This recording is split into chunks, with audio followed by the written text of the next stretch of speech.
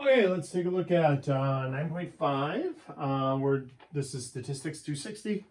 We're looking at comparing proportions this time. So we're back in the world of Z instead of we exited Z for a little bit and did T for a couple of sections there. And so now we're back into the Z world. They have a new thing here. This is P bar and Q bar. And what we're doing with that is we're pooling the data. We're pooling it. So you add up the means and you add up the total amount in each, and we figure out what's what. Oh, not the means. That's the actual raw data. All right. So here, it'll make sense when we work out the problem, hopefully. So let's take a look. Assumptions. Samples must be random, SRS, that's pretty much standard.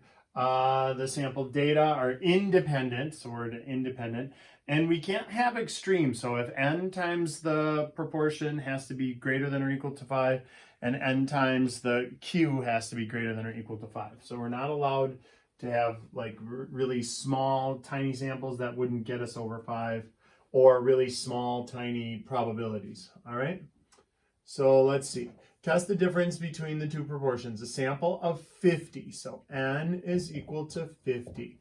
Randomly selected men with high triglyceride levels consume 2 tablespoons of oat bran for 6 weeks. After 6 weeks, 60% of the men lowered their triglyceride level. So we have P hat of 1 here. N sub 1 is going to be the oat bran. That's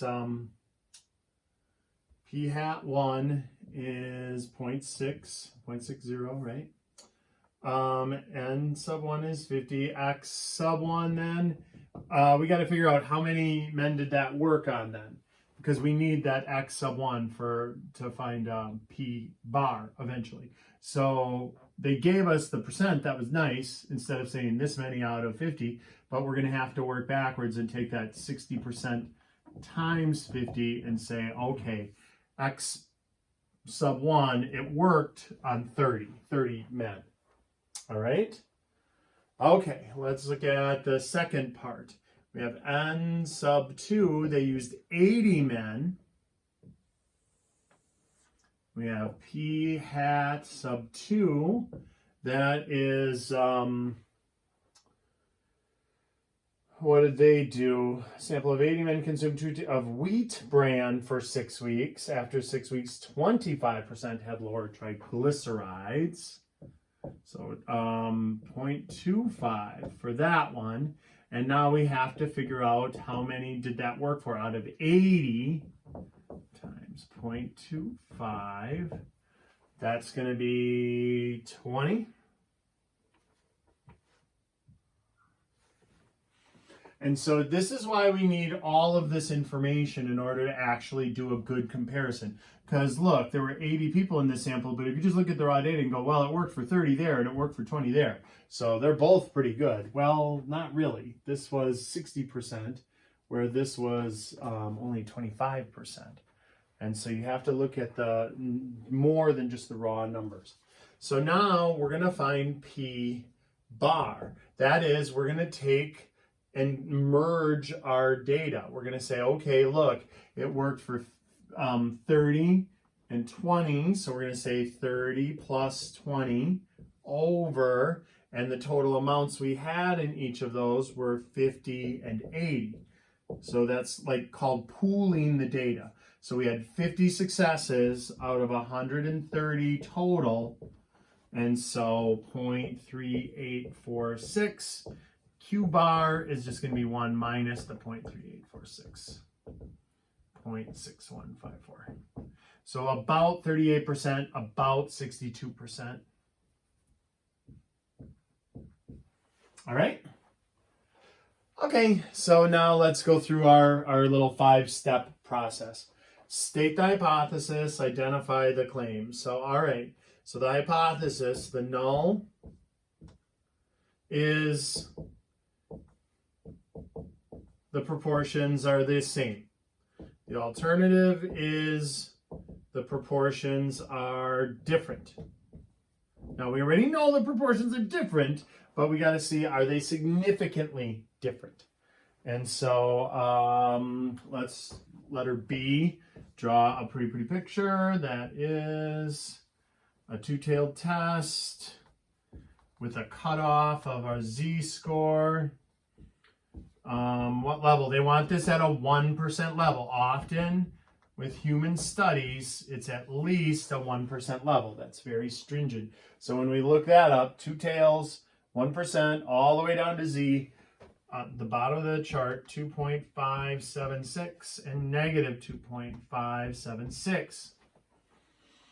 All right, let's look at step 3, compute the z. So z is equal to 0.6 minus 0.25. And just like before, let's go back up to that's 0. For our purposes, that's going to be 0. If you think about that, the null hypothesis is p sub 1. If I subtract p sub 2 from both sides, you have p sub 1 minus p sub 2 equals 0. That's why we're putting 0 there. That's our null hypothesis. All right. Okay, so we've got that over the square root of p bar q bar. So we found that right here, p bar q bar. So we got 0.3846 and we've got 0.6154. And then also on the bottom times quantity, the fractions, 1/50th plus 1/80th. Yikes. So again, you might want to type all of this into 1/50th plus 1/80th. Hit enter, that'll give you the decimal, then just hit times 0.6154, that'll give you another decimal, then just hit times 0.3846. And so let's see, on the top I get 0.35, on the bottom I get the square root of 0.007692192. All right, so you can double check that on your calculator. Make sure you're doing it right. Then you take a square root of that. Take it to the 0.5 power. That's 0.0877. And so we end up with a z of 3.99, almost 4. That is enough. We needed it to be bigger than 2.5. We got a z-score way off here in the shaded area, 3.99. So that is in the critical area, which is the rejection areas, right? So we reject the null and conclude the alternative. And so that's make a decision. So reject the null. That's our decision. A, B, C, D. Reject the null at alpha equals 1%. That's really stringent. And then A, B, C, D, E is what's your conclusion? Summarize the result. The proportions of lower triglyceride levels are different. You conclude the proportions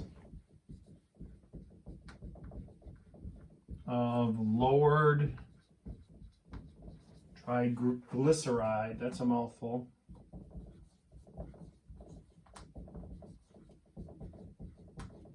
are different.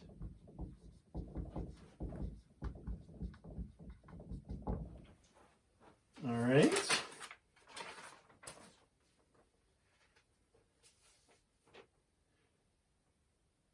Awesome. Let's do, you know what? I think, yeah, here. We'll do the confidence.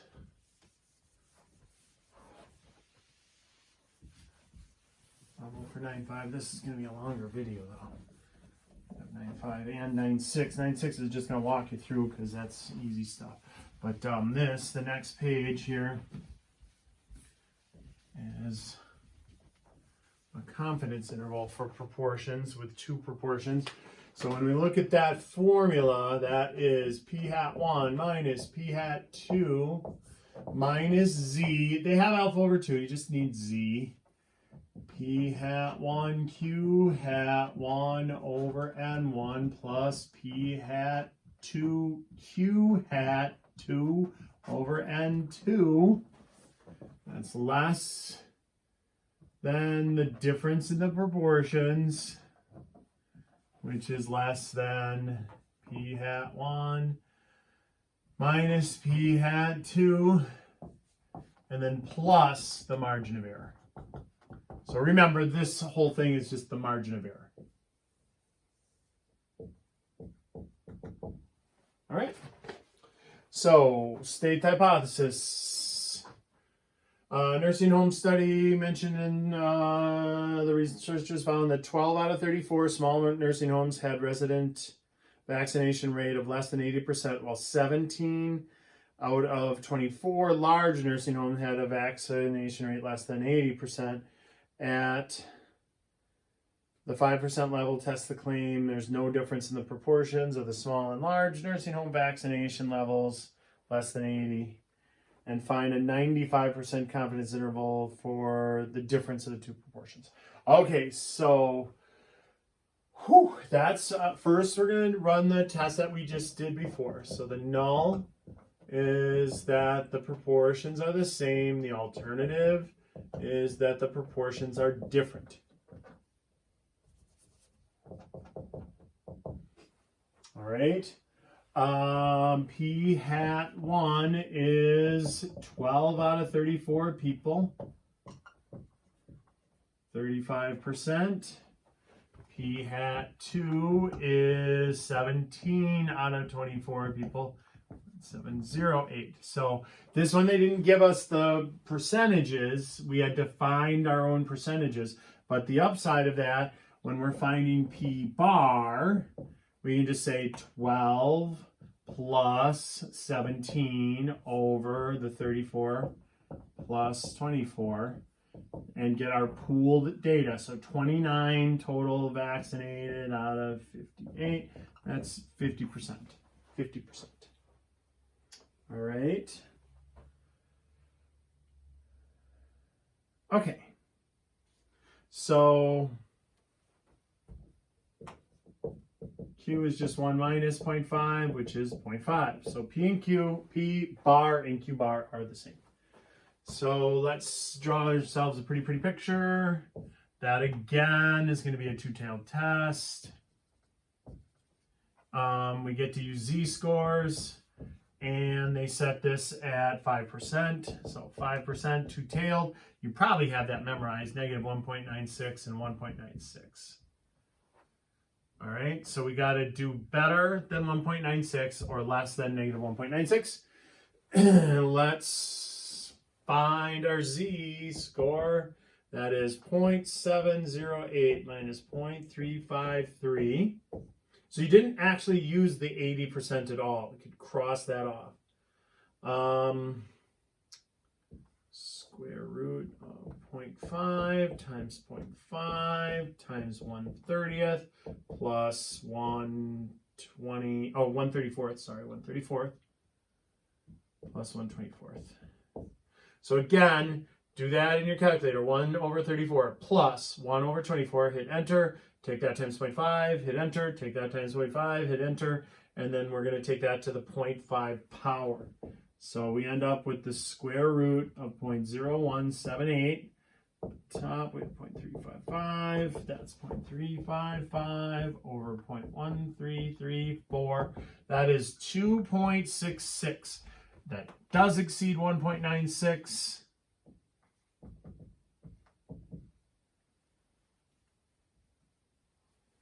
And so it is significant. So we reject the null. Reject the null at 5% level and conclude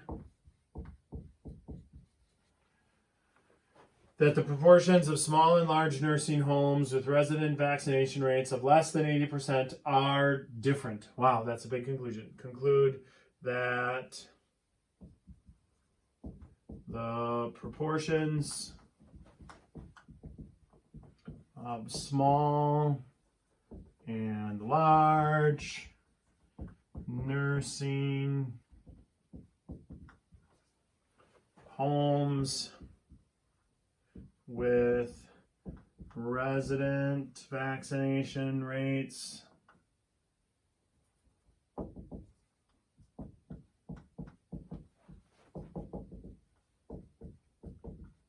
of less than 80% are different. That's where that 80% comes in.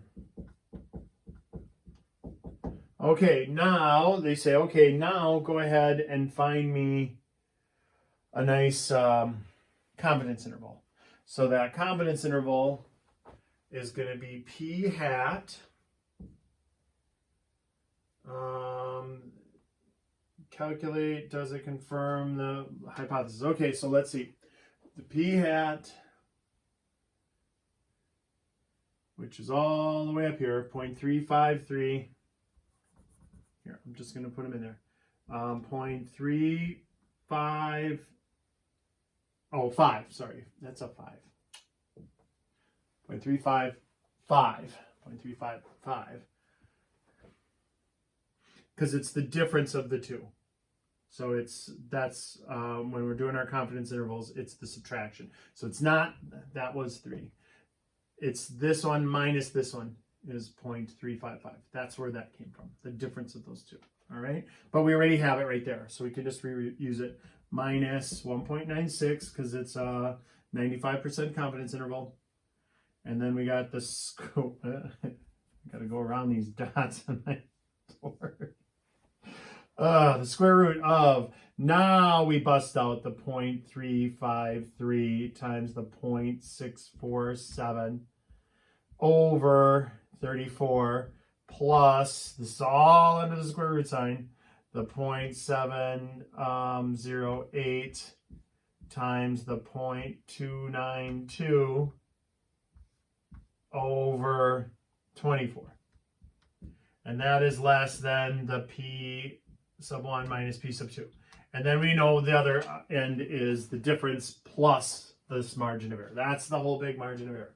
So when we do all of this, we end up with, 0.355 minus 0.2425. So when you get all of this goop all into your calculator and worked out and multiplied by 1.96, you should get 0.2425, which is less than p sub 1 minus p sub 2, which is less than 0.355 plus 0.2425.